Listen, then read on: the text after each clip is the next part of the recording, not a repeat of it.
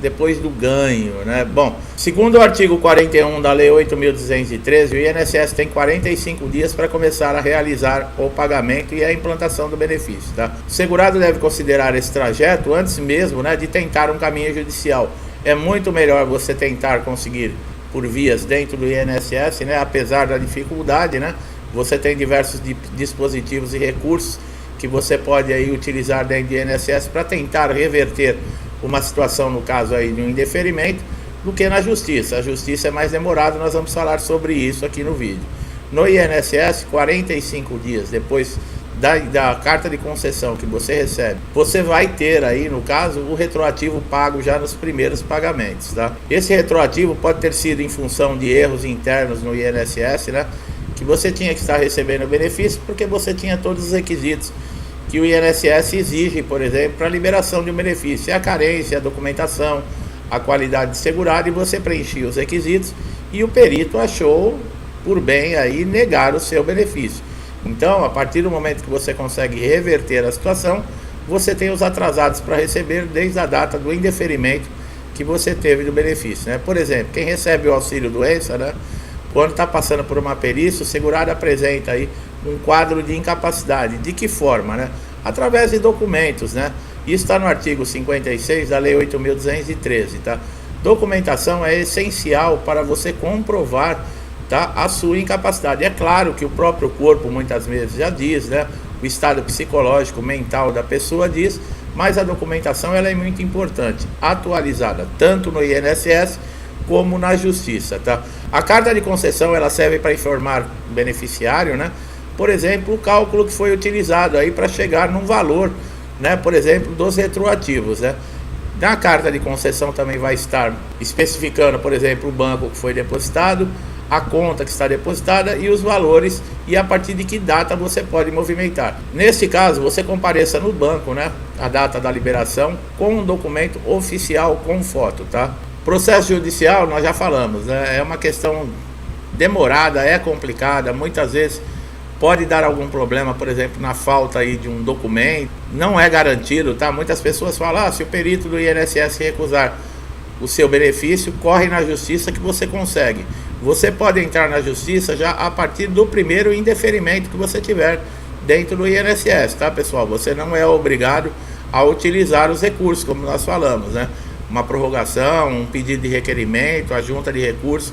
Você teve o indeferimento, você já tem direito a entrar com processo judicial. Um processo judicial não é uma coisa rápida. Você vai ficar aí de 18 a 24 meses, que é a média, né? Que demora aí, por exemplo, processos de incapacidade, tanto para auxílio-doença como para aposentadoria por invalidez.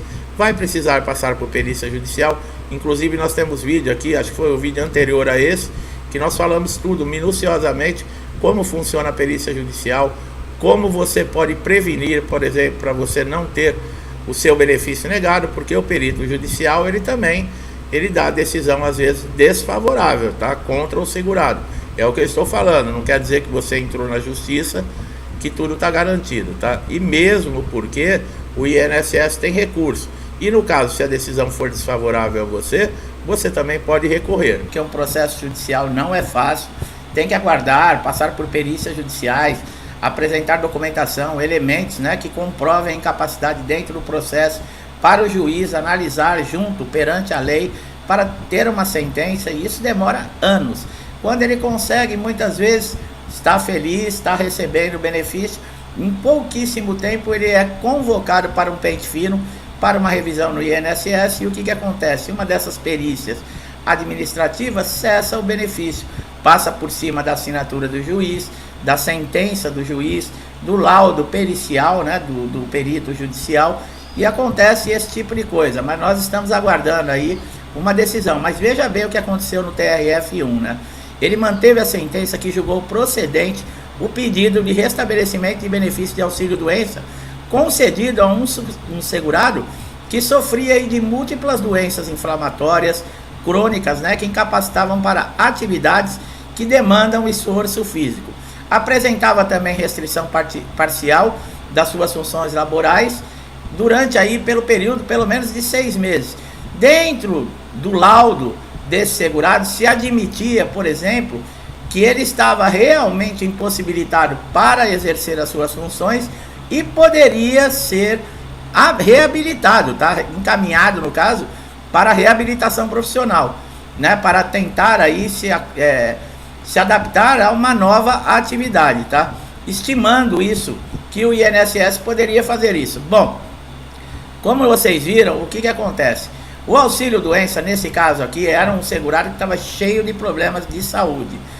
Ele teve que entrar na justiça para conseguir o restabelecimento desse benefício, que, pelo que vocês viram aqui, era uma pessoa cheia de problemas de saúde, e o INSS, como nós falamos, numa perícia aí administrativa. Agora nós estávamos falando desses benefícios concedidos judicialmente, é o que nós íamos falar com relação ao STJ, que é o Superior Tribunal de Justiça, que nós já falamos em outros vídeos, né? Que tem lá um processo, já mais de 200 ações, né?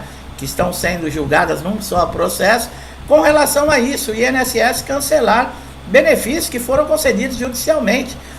O perito do INSS, ele passa a ser um semideus, porque ele, numa decisão, numa canetada, ele anula toda a decisão do juiz, toda a competência da magistratura e até de um colega dele de trabalho, que trabalha no judiciário, que seria um médico, um perito judicial, que constatou lá que realmente a necessidade do afastamento desse segurado, o seu direito, fez um laudo.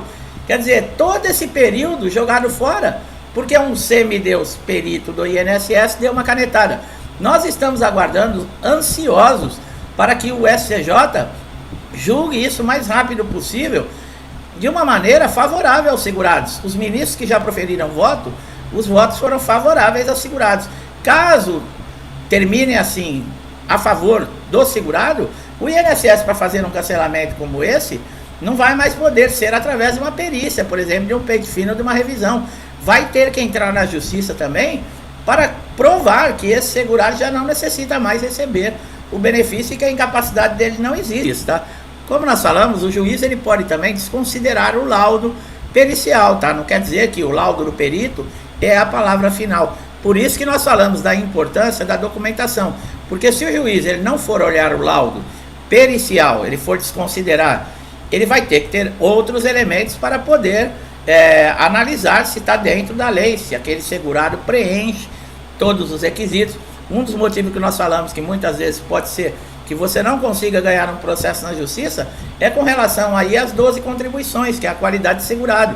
Na justiça também se verifica isso, tá? Se você tem direito, se você tem qualidade de segurado, quer dizer, existe tudo isso. Por isso que nós sempre falamos com relação à documentação, um laudo ele tem que estar com todos os dados, com o seu nome completo, o nome do médico, carimbo, CRM, assinatura, o CID da doença, o histórico ali, vocês viram nesse caso do TRF1, né?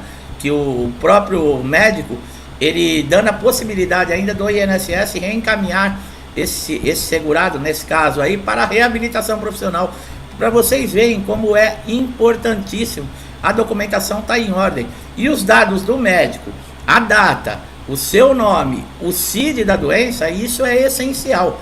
Isso tem que ter num laudo, seria considerado aí um laudo perfeito, tá? Então é isso, meu amigo, minha amiga. Eu espero que vocês tenham gostado, que essa informação, como eu falei no início do vídeo, que ela tenha sido esclarecedora, tirado dúvidas, e o principal que nós deixamos aqui é conhecimento. Você pode não estar passando pela situação que nós escrevemos aqui no vídeo, mas amanhã ou depois, se acontecer, você já sabe qual é o melhor caminho a tomar, né? Você não vai ficar perdido, por exemplo, indo no INSS, tomando informações erradas, sem saber como resolver o problema, tá? Se gostou do nosso trabalho, não deixe de dar um like aqui no nosso vídeo, se inscreva no canal, ative o sininho de notificação, você vai ser beneficiado diariamente. Colocamos vídeos aqui com conteúdos importantíssimos e atualizados, que pode ser a informação que você está precisando para resolver aquele problema de dias, de semanas ou até de meses no INSS, e você não encontra uma solução. Mas nós vamos aqui te ajudar gratuitamente, não cobramos nada. Então, se inscrever e ativar o sininho, você só tem ganhos, tá? Faça isso agora. Meu amigo e minha amiga que já me acompanha há um bom tempo aqui no canal, eu não tenho como agradecer. Que Deus abençoe a sua casa, sua vida, sua família, com muita paz, amor, harmonia, prosperidade, tá? Tudo que eu desejo para mim, eu desejo em dobro a todos vocês. Que nós possamos ter um resto de semana aí tranquilo, de paz, agradecendo a Deus por tudo que temos e por tudo que somos. Eu deixo a todos um forte abraço e até os próximos vídeos.